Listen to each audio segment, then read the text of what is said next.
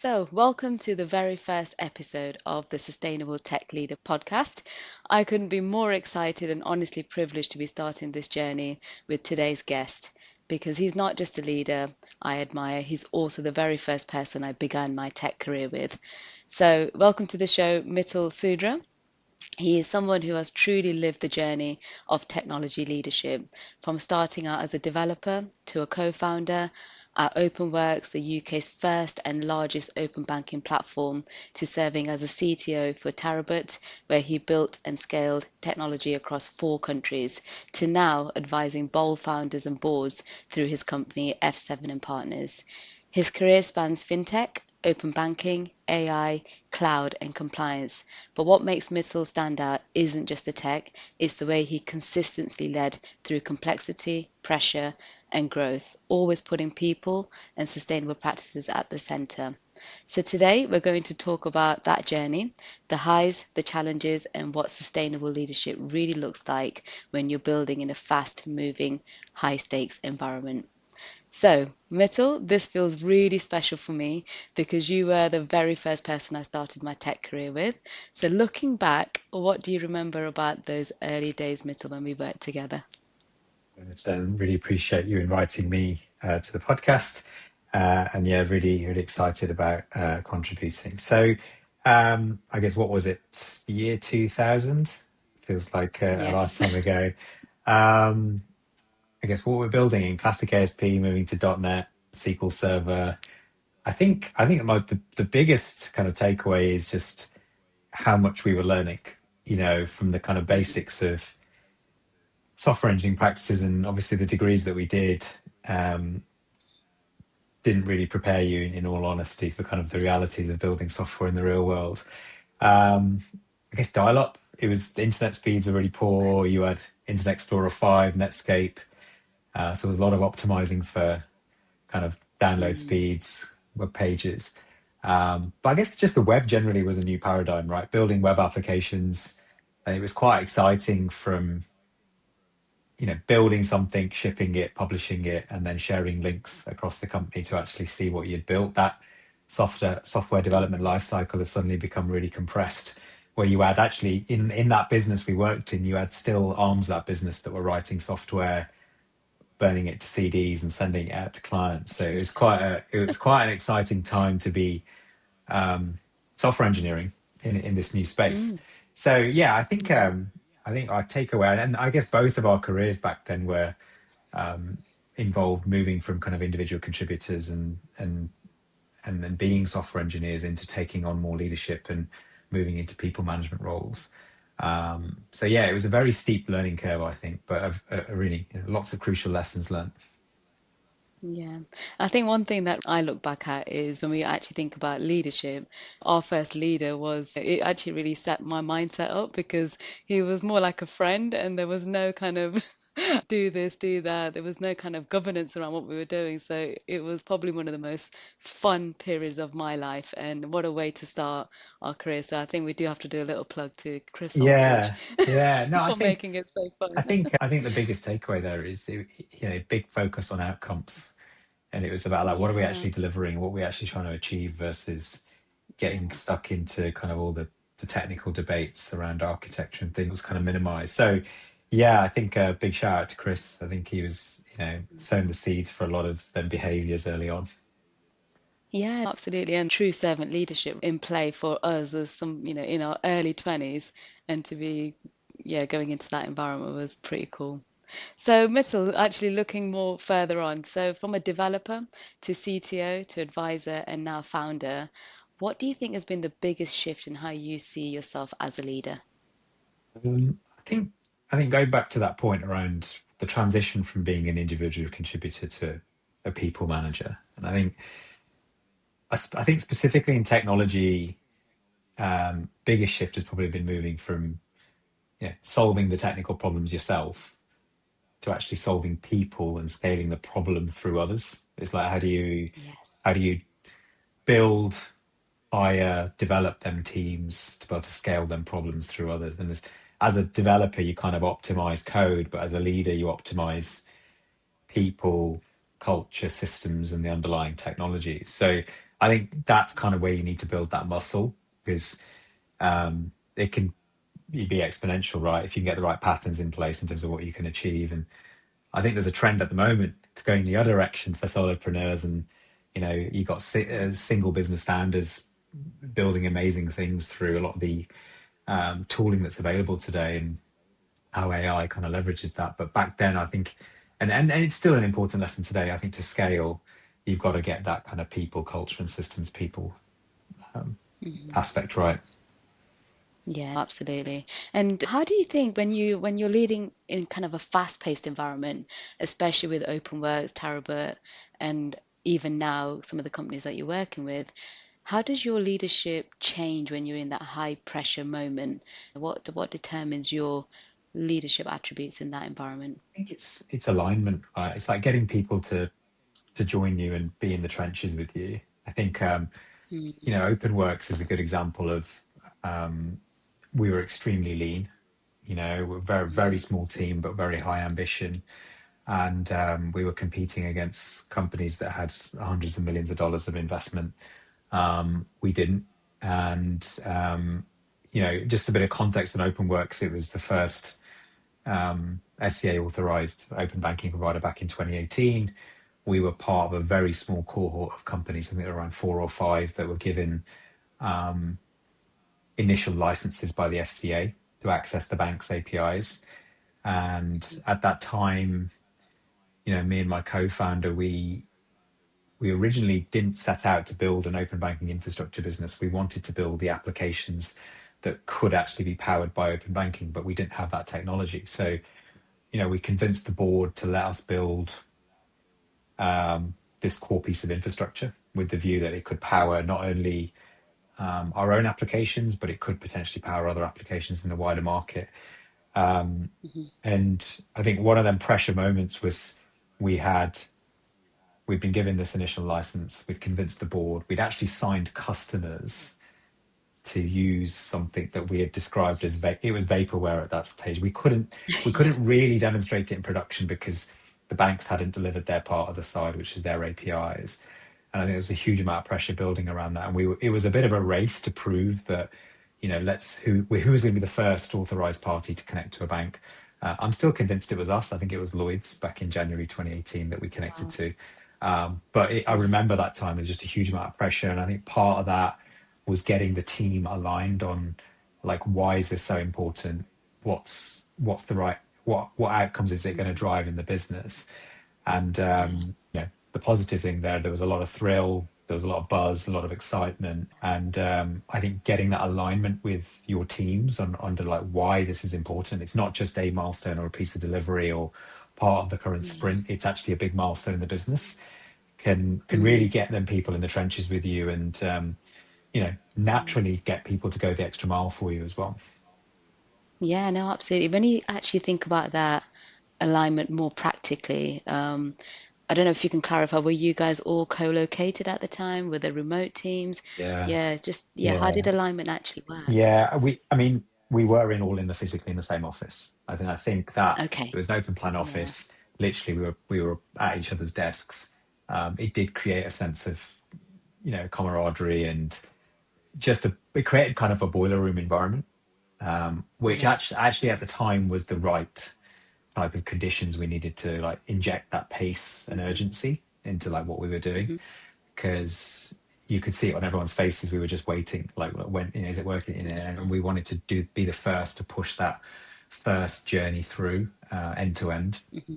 So yeah, I mean, obviously through COVID, we readapted the business, but we were very much in office, kind of 5 days Mm. a week. Yeah. Okay, and then when you think about alignment today and you've got remote teams, yeah, how would you, if alignment was one of your biggest leadership attributes, how do you apply alignment and how do you create alignment Yeah. within your current teams? Yeah, so I think Tarabat's probably a good example of that. Headquartered in Dubai, founded in Bahrain, with hubs in London, Saudi, yeah, Bahrain, and UAE. So operating in 4 countries, engineering capability at one time, yeah, all 4. I think there's a couple of pieces. One, you have to be really good at being distributed first.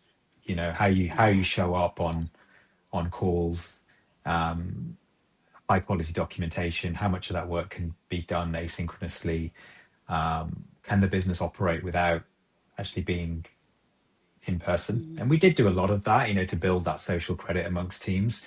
But in terms of the day to day and how we operated, I think creating the right ceremonies on a remote basis is super important. Embedding that as part of the culture, like really early on.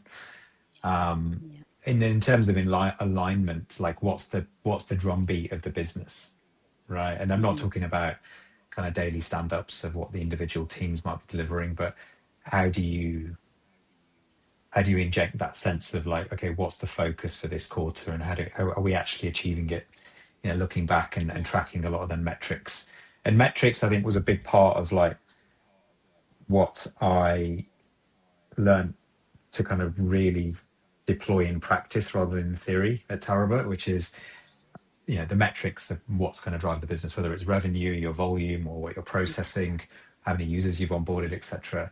Like, and I think cascading that through the teams is really important, because if they can align to them metrics, then you're all kind of sprinting towards the same goal versus getting into intellectual debates around Yes. like the actual Yeah. technology, which in reality, even as a technologist, it's less important. It is 100%. So yeah, outcomes, yeah, definitely drive people towards the same action. So yeah, that's really great. Okay, we're going to take a slight change now. So I wanted to talk about some of the highs of leadership. So what's a moment in your leadership career that you look back on with pride, where you thought, yes, this is why I do what I do?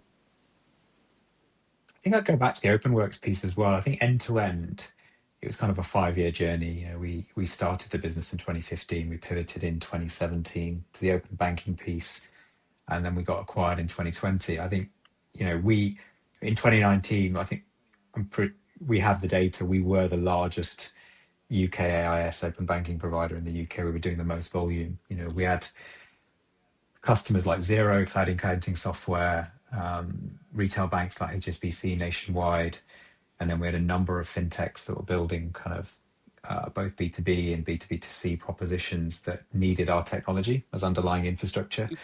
I think Mhm. the proudest moment there was kind of seeing, or sometimes not seeing, your technology, but knowing that it's a big part of how that application is powered. So, for example, Yeah.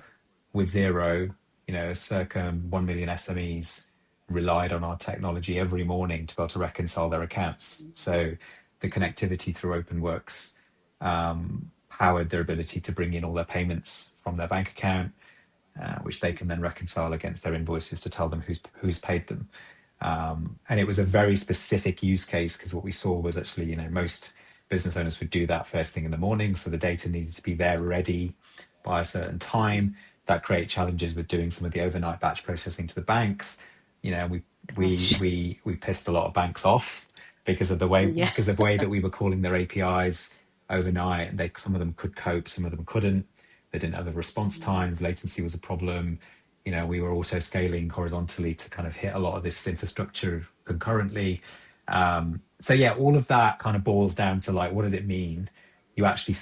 actually see it in the hands of an SME, like sitting Yeah. with a friend that actually uses that use case. And so actually, I saw the OpenWorks logo when I connected my Yeah. bank account. That was really satisfying. And then I Yeah. think just the overall acquisition, because we built so much value and we had such a big market share in the UK. Obviously, the Tink Yeah. acquisition in 2020, Tink acquired us in 2020, and then Tink went on to be acquired by Visa in 2021. I think they were kind of like the highlights for me personally. Yeah. What an amazing journey, right? And how rewarding to open your own kind of bank app up and see your own product. That's absolutely amazing. It sounds like a really great period in your life.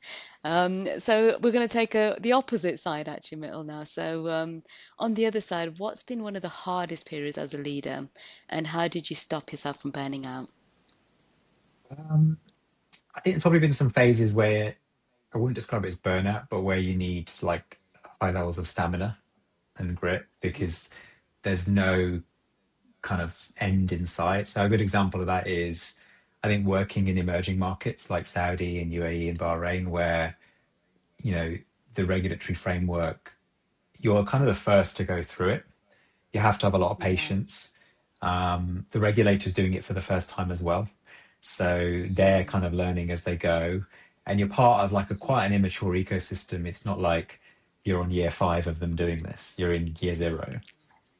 And I think one of them hardest kind of modes is when you can't just see the end. You think you've solved everything, but then new things pop up. It's almost like, they're moving the goalposts. You think you've nailed it, yes. and then they move the goalposts. So that's kind of really difficult, not knowing where the end is.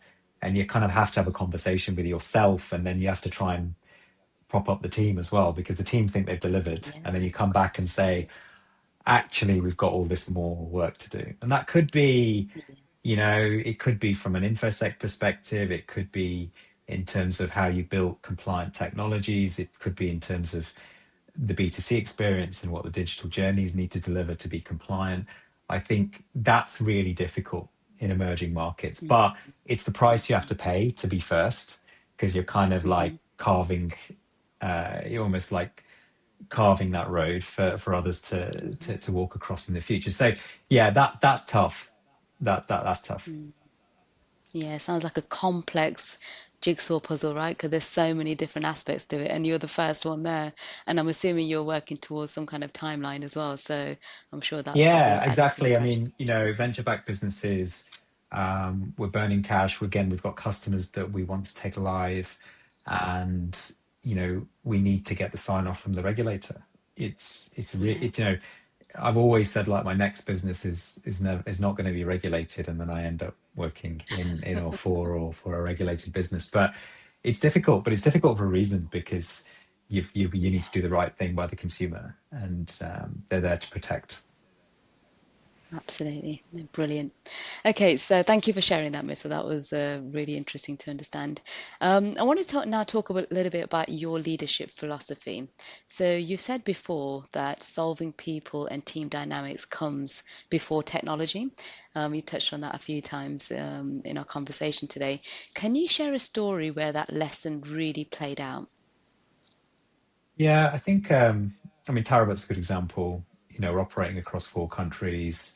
The challenge wasn't building the technologies; it was getting the right people in place to make sure we can Mm, do that. And I think it's kind of like playing chess, or like have you got the right people in the right positions to drive the right? And yes. when you're going through a transformation as well, it's it kind of compounds the difficulty of what you're trying to orchestrate across the Hmm. board. Hmm. So, for example, we when you join a business, I mean, joining Taraba, we had people there that were individual contributors. We were trying to move into potential people management roles, and figuring out too late that they're probably best left as ICs. Everyone doesn't have to Yeah. move into that PM track just based on Mm, their tenure or kind of where they are in their career. And I think creating the right career tracks for people was really important. But yeah. doing that across, harmonizing that across engineering, for example, building the right career framework so people have got a standardized view over, well, this is my level. If I want to get to X level, this is the competency and skills I need to demonstrate to get there. And then actually, another element of that is potentially managing some of that conflict.